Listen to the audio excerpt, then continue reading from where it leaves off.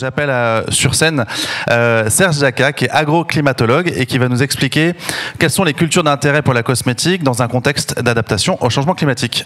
Bienvenue Serge, et je lance ta présentation.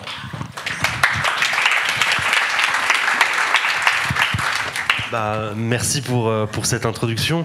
Alors pour ceux qui ne le savent pas, je suis également chasseur d'orage et j'ai pas beaucoup dormi ces dernières nuits. Je suis dans ma tenue de chasseur d'orage. Ceci dit, ça rejoint un petit peu le milieu agricole. Cependant, alors quand Mélanie m'a contacté au salon de l'agriculture ou autour du salon de l'agriculture, elle m'a dit Serge, faut que tu ailles faire un événement sur la cosmétique. Je lui ai dit quoi, il faut peut-être des crèmes anti-âge pour mes nuits blanches sur les orages. Elle m'a dit mais non, il faut qu'on trouve des liens entre le changement climatique, la cosmétique et l'agriculture. Vraiment, est-ce qu'on doit faire ça? Et en réalité, ça a été super simple. Donc, je suis Serge Jacquat, docteur en agroclimatologie, conférencier, chasseur d'orage et également fondateur d'Agroclimat 2050. Je vais vous parler du changement climatique, mais rapidement. Par contre, je vais vous parler des adaptations au changement climatique et des liens qu'on peut trouver du coup dans ces adaptations entre la cosmétique et l'agriculture. Déjà, l'agroclimatologie, c'est une science de l'anticipation.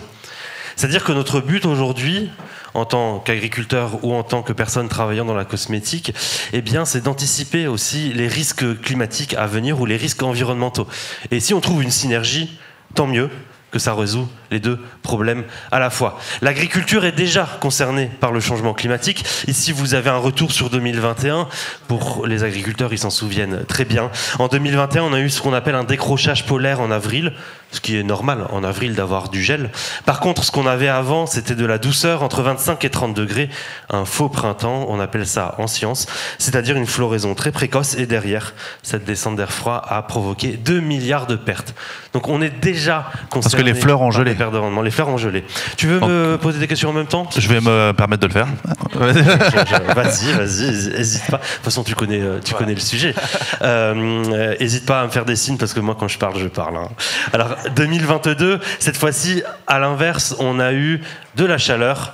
Dépression au large du Portugal. Je fais comme Evelyne Delia, je m'en excuse. Alors vous avez ici une dépression au large du Portugal qui fait un vent de sud à l'avant qu'on appelle le sirocco et qui apporte du sable, c'est ce qu'on retient, mais aussi de la chaleur et de la sécheresse. L'année 2022 est l'année la plus chaude, mais également la plus sèche qu'on ait pu observer en France, avec perte de rendement pour le maïs, culture d'été jusqu'à moins 54%. Et puis pour le blé, culture plutôt hiver-printemps, hausse et baisse dans le sud, moins 17%. Donc on est déjà concerné. On cherche déjà des solutions et je suis là pour vous parler notamment de solutions sur l'aire de répartition des cultures. On le verra tout à l'heure, vous me voyez venir. 2023-2024, je vois à votre teint qu'il a plu et qu'il a fait moche pendant 2 ans et que maintenant... Enfin, ceci dit, il y aurait des crèmes bronzantes en cosmétique qui permettent d'aller un petit peu mieux. Mais ceci dit, en 2025, on a à l'inverse une sécheresse majeure dans le Nord. Donc on est passé d'une sécheresse, puis d'un excès, puis une sécheresse. Ce qui est une des marques du changement climatique. Classification des années pluvieuses en France, 2022 tout au fond, et 2024 tout en haut, et 2025 tout au fond. Voilà, elle n'y est pas encore, mais on ne va pas y tarder. Voilà pour ces différents aspects-là d'évolution. Et donc on dit souvent en fait qu'avec le changement climatique, il va falloir s'adapter à plus de sécheresse, il y aura moins d'eau. Au contraire, tu dis l'inverse, il y aura peut-être plus d'eau à l'échelle nationale. Peut-être qu'elle ne sera pas répartie de la même façon. J'ai dit à la fois excès et déficit. Très belle introduction pour l'évolution des précipitations. Alors je sais très bien que vous savez que la température augmente. En tout cas, si vous ne le savez pas, c'est qu'il y a un problème. La température augmente. Mais les précipitations, c'est vrai qu'on entend les deux sons de cloche à la télévision. Excès, déficit, mais on ne sait pas vraiment où on se situe. Et là, je vais un petit peu vous éclaircir tout ça avec une très belle photo d'ailleurs d'un éclair intranuageux que j'ai fait à Bordeaux, bien sûr, pour connaître la place de la Bourse ici. Alors, au niveau des précipitations, déjà, qu'est-ce qui est observé depuis 1961 sur les pluviomètres au nord de la France en vert ici? Pluviomètre mesure la pluie. On a plus d'eau. Dans le sud, on en a moins. Assèchement au sud, par contre, on a plus d'eau au nord. Donc au niveau agricole, on regarde les surfaces en sécheresse. Surface en sécheresse qui augmente sur une très bonne partie de la France, sauf en Bretagne, rien d'étonnant.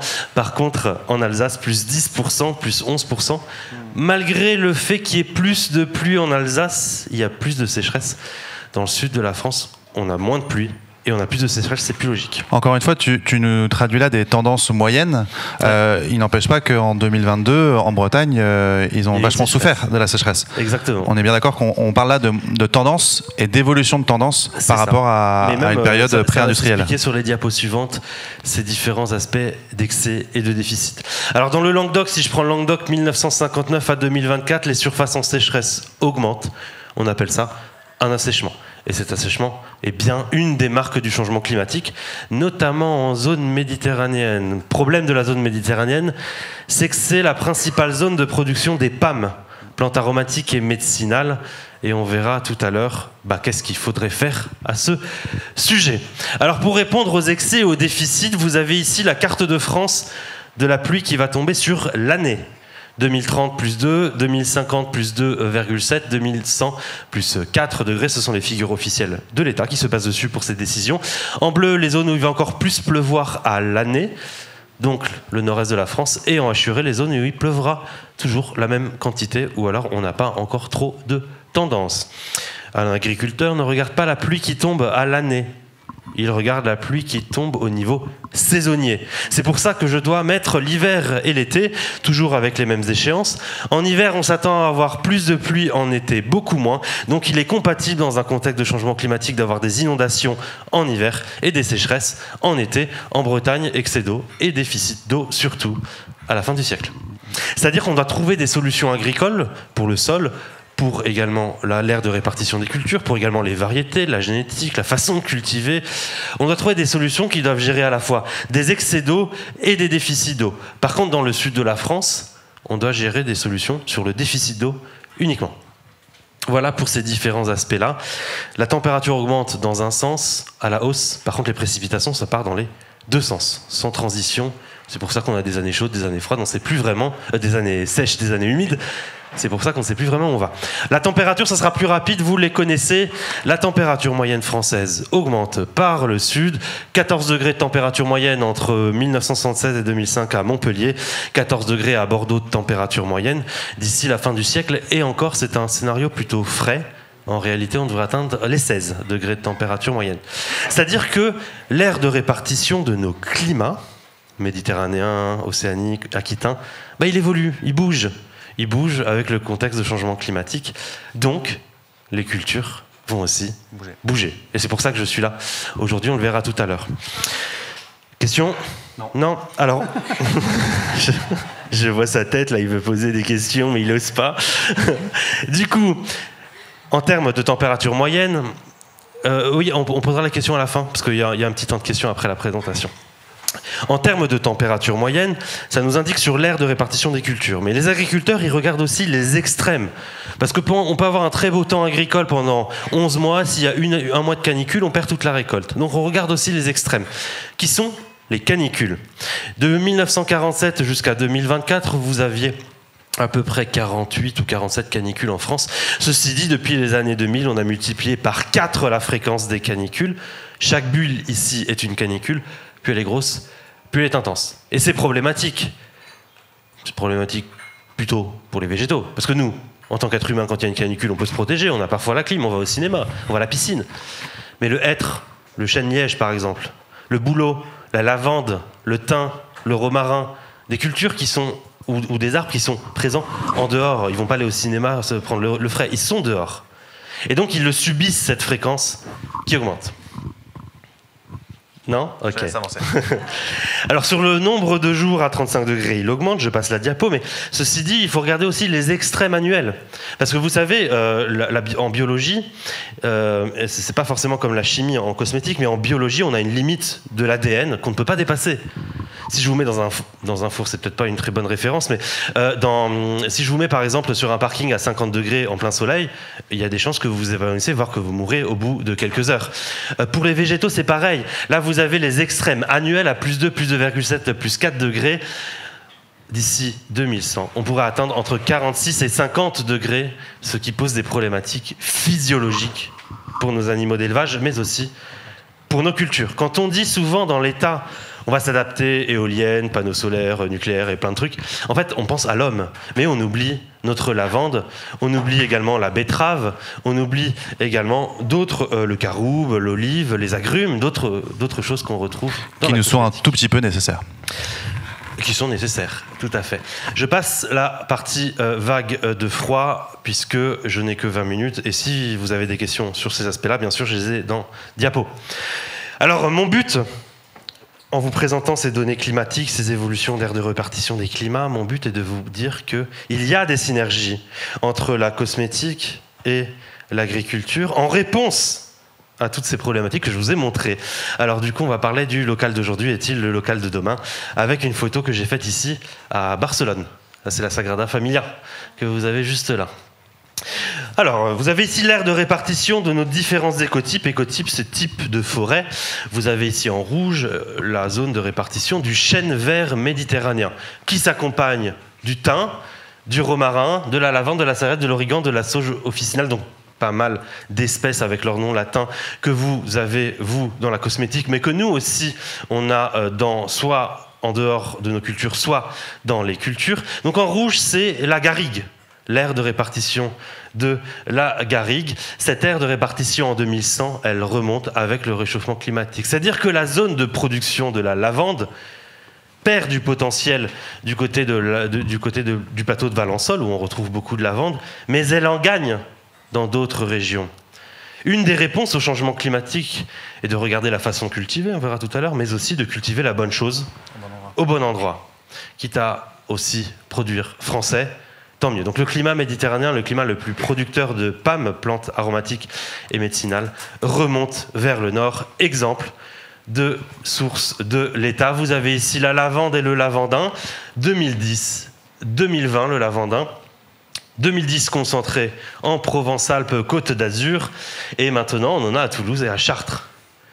En réponse au changement climatique, par rapport à des difficultés de culture qu'ils avaient ici, comme par exemple du maïs ou d'autres cultures qui demandent beaucoup d'eau, eh bien, pour réduire la consommation d'eau, ils vont planter du lavandin, mais ça va aussi répondre à des problématiques d'évolution, de localisation des culture.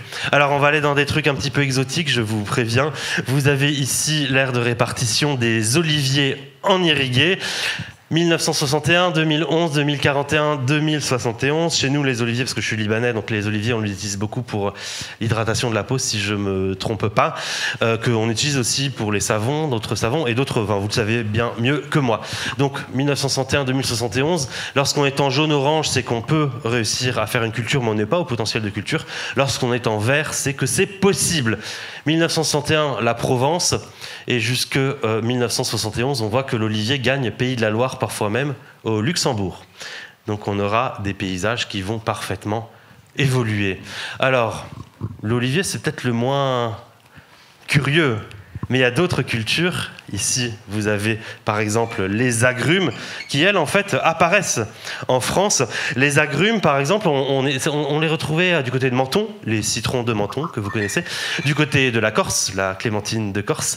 Et maintenant, dans le Languedoc-Roussillon, on plante de plus en plus de clémentiniers.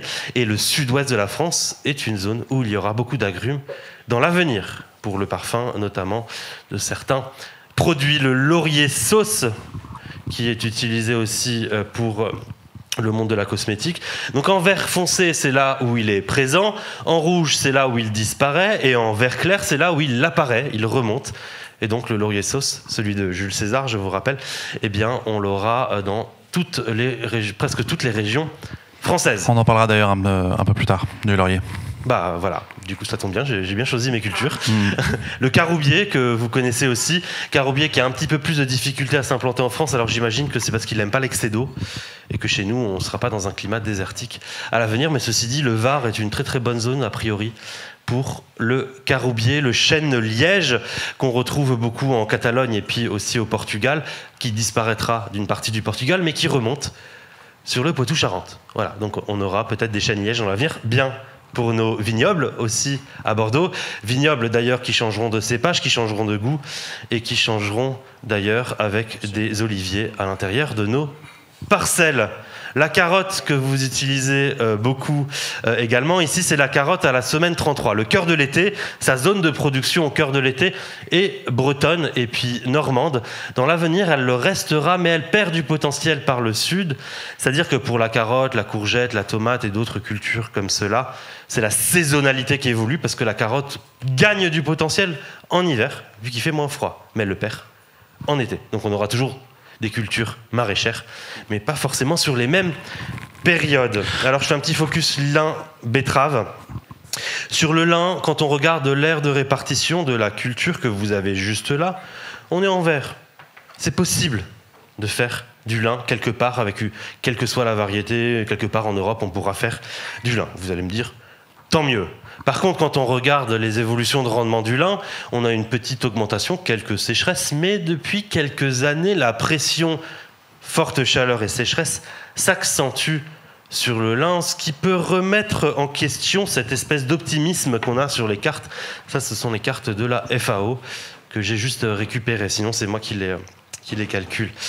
Donc on peut remettre en question. C'est qu'il est possible en réalité de continuer à faire du lin, mais par contre, il va falloir évoluer la façon de cultiver. Parce que là, je vous ai montré où est-ce qu'on cultive. Il y a des solutions. On peut faire remonter le thym, le romarin, la lavande. Okay. On peut trouver des liens. Parce que les agriculteurs recherchent des solutions, recherchent des cultures qui sont adaptées aux conditions futures. Donc autant peut-être faire des liens avec la cosmétique. Par contre, il n'y a pas que juste acheter aux agriculteurs la production, il y a aussi garantir une façon de produire qui soit respectueuse du climat, de l'environnement et du sol, surtout du sol. Alors notamment sur le sol, c'est en anglais, mais on a différents aspects, notamment sur l'agriculture de conservation des sols. Je rappelle que le sol est la seule source de fertilité et d'eau. Un sol vivant permet de répondre d'ailleurs aux sécheresses. Pour la betterave qu'on utilise, il me semble, en alcool pour le parfum, après je ne connais pas les autres utilités. Pour la betterave, c'est pareil, on a de beaux rendements qui augmentent, mais depuis quelques années, depuis les années 2010, on a des rendements qui chutent. Alors pour la betterave, il y a deux aspects, l'aspect climatique, notamment les fortes chaleurs et la sécheresse pendant le remplissage de la betterave, elle grossit moins vite, et aussi des aspects politiques, les néonicotinoïdes, donc des aspects de pression de maladies qui font que le rendement diminue, surtout sur l'année 2019 ou 2020, il me semble, je ne me rappelle plus c'est laquelle. Donc le rendement diminue et dans les projections, il devrait continuer à diminuer, notamment dans le sud de Paris. Là aussi, solution, on a certes des pertes de rendement, mais qu'on peut limiter par une agriculture qui soit notamment respectueuse du sol. On précise que cette agriculture dite respectueuse du sol, donc qui se traduit par un allongement des rotations, une couverture permanente des sols et une limitation du travail du sol, oui. Est plus résiliente aussi face aux aléas. Et c'est en cela qu'elle permet de passer des difficultés, des caps, et de stabiliser autant que faire se peut des rendements par rapport à des aléas climatiques de plus en plus intenses et fréquents. Alors oui, effectivement, on a dit excès, déficit d'eau, je vous l'ai montré dans les cartes climatiques. L'agriculture de conservation des sols, lorsqu'il y a des excès d'eau, elle absorbe plus d'eau et plus rapidement, notamment par la structure du sol. Et lorsqu'il y a des déficits d'eau, elle restitue de l'eau plus longtemps qu'un sol qui a été régulièrement labouré. En fait, d'avoir un sol qui est, entre guillemets, sale, parce que généralement c'est ce qu'on dit, des détritus de végétaux ou même des cultures superposées, en fait c'est un sol qui est vivant. Plus c'est sale en agriculture, en fait, plus c'est diversifié, en tout cas. Plus voilà pour cet aspect-là. Donc, c'est bien de vouloir cultiver dans d'autres régions. Ça fait des liens avec l'agriculture en réponse aux nouvelles données climatiques. Par contre, il faudra bien les cultiver pour aussi répondre au changement climatique. Ensuite, je réponds à cette dernière question avant la conclusion. Est-ce que le local est meilleur pour le climat ? En gros, vous dites, si j'achète une fraise en France, à la place de l'espagnol, est-ce que j'émets moins de CO2 ? Est-ce que c'est mieux pour le climat ? Alors c'est mieux pour l'économie, qu'on soit d'accord. Par contre, c'est pas forcément meilleur pour le climat. Parce qu'on peut acheter des fraises, entre guillemets, de merde, en France. Par contre, si on achète des fraises qui sont bien cultivées en Espagne, ça sera meilleur pour le climat. Et vous allez voir, en fait, sur ce graphique-là, que je vais expliquer, je vous rassure, vous avez ici les différentes production, bœuf, fromage, maïs, pommes de terre, tomates et le blé. Et chaque couleur correspond au pourcentage d'émissions de gaz à effet de serre. En bleu, on a l'utilisation de la terre, qui est importante par exemple pour le chocolat ou l'huile d'olive, parce qu'on a détruit une forêt généralement pour faire ça. Pour l'huile de palme. L'huile de palme. T'as dit huile d'olive, mais l'huile de palme. L'huile de palme, pardon, oui. Les pratiques agricoles. En rouge, vous avez la transformation, le packaging, la chaîne de transformation, et puis le transport, ce qui nous intéresse, le local, quoi. En jaune, le transport est en jaune. Vous voyez que le jaune, à part pour les pommes de terre, parce que c'est plutôt lourd, eh bien, c'est très faible. Et ouais. Qu'est-ce qui domine sur ce graphique d'émissions de gaz à effet de serre ? C'est les pratiques agricoles et le land use, donc si on a détruit une forêt ou pas. Donc c'est la façon de cultiver. L'amont agricole concentre, on va dire, entre 40 et 80% de l'impact environnemental d'un produit fini, en particulier avec l'indicateur impact sur le réchauffement climatique. On te parlera tout à l'heure avec Kisako, justement, d'analyse de cycle de vie, et on ira un peu plus loin dans la compréhension de ce type de graphique. Super. Donc en fait, quand vous sourcez, quand vous achetez de la production agricole pour la cosmétique, la meilleure façon de réduire vos gaz à effet de serre pour les personnes qui bossent dans les RSE, eh bien, c'est de garantir une production qui soit propre pour le climat, plus que sa localisation. Et autant cumuler les deux. Si on localise en France, autant faire les choses proprement. Remarque ? Non. Non. Si ce n'est pour t'inviter à effectivement conclure. Ouais, je passe à la conclusion. Du coup, mais c'est toi qui m'as retardé, là, j'ai 10 secondes de retard. Du coup, sur la conclusion, c'est à peu près ce que j'ai dit, hein. Il y a des potentiels de faire remonter les cultures dans d'autres régions. Par contre, attention, autant cultiver aussi de façon respectueuse par rapport au climat. Les demandes aussi, et les filières sont à créer, c'est le plus long, la création de filières. Planter, c'est facile, mais créer une filière, c'est très long. C'est l'objectif aussi de la journée. Après, il y a d'autres choses que j'aurais pu aborder, mais en 20 minutes, ça me paraissait compromis. Alors, je vous termine cette diapositive avec cette photo que j'ai prise à Cannes, le 4 août 2020, parce que je suis, comme je l'ai dit, chasseur d'orage la nuit, et devant vous la journée. Et cette photo, qu'on voit pas forcément très bien avec les étoiles et les planètes au-dessus, mais cette photo a été élue en 2021. Plus belle photo du monde. Merci. Merci Serge. Moi, je retiens, en gros, c'est où produire, comment produire et aussi avec qui. Et c'est peut-être même ce sujet-là prioritaire qui nous occupera aujourd'hui parce que c'est une condition sine qua non. Il ne s'agit pas de dire à des agriculteurs, il n'y a qu'à produire du lin ou autre n'importe où. Il faut avoir une filière à l'amont et à l'aval pour contribuer à la stabilisation de cette diversification éventuelle. Il y avait une question courte qui appellera une réponse courte. Madame, je vous laisse vous présenter. Bonjour, bravo pour cet exposé très intéressant. Donc moi je suis Elodie, la fondatrice de la maison Le Rouge Français. Donc on est dans le maquillage et la couleur à base de plantes notamment, voilà. Et moi ma question c'était, là c'est vrai que l'exposé pousse à explorer de nouveaux territoires suite au changement climatique. Et c'est très intéressant, mais quelle est un peu la corrélation avec préserver la biodiversité de territoires qui sont déjà exploités par des populations locales, qui ont déjà aussi construit pendant des années, des millénaires, des biodiversités. Donc voilà, quel est le rapport un peu entre votre recommandation et tout ce qui va être la Convention de Nagoya et tout ce qui est biopiraterie? Ouais.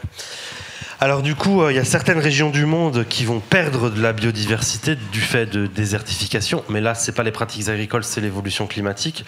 Vous prenez par exemple l'Andalousie, le Maroc, ils auront de plus en plus de difficultés par rapport à l'eau, avec une forme de désertification en 2050 et une désertification suivant les évolutions climatiques plus tard. Donc là, quand je parle de faire remonter par exemple les oliviers, le caroub, c'est que dans d'autres régions du monde, quelle que soit la façon de cultiver, on ne pourra pas le faire. Donc la biodiversité va diminuer, mais là c'est climatique. Autre point, mon objectif n'est pas de vous dire venez raser nos forêts françaises pour mettre de l'huile de palme, c'est pas mon rôle, c'est de dire si jamais on doit relocaliser en France ou faire évoluer le lavandin ou faire localiser le chêne-liège ou alors d'autres types de cultures, bah autant le faire proprement par rapport au climat, que ce soit durable que par rapport au sol, parce qu'en fait le sol c'est une source de biodiversité. Travailler aussi sur un respect du sol, c'est aussi gérer une biodiversité pour les insectes, donc pour les oiseaux, etc. Les modes de production que tu évoquais, notamment l'agriculture de conservation des sols, sont justement ceux qui garantissent la meilleure biodiversité dans le sol, qui est quand même le principal réservoir de biodiversité, même si on ne le voit pas. Voilà.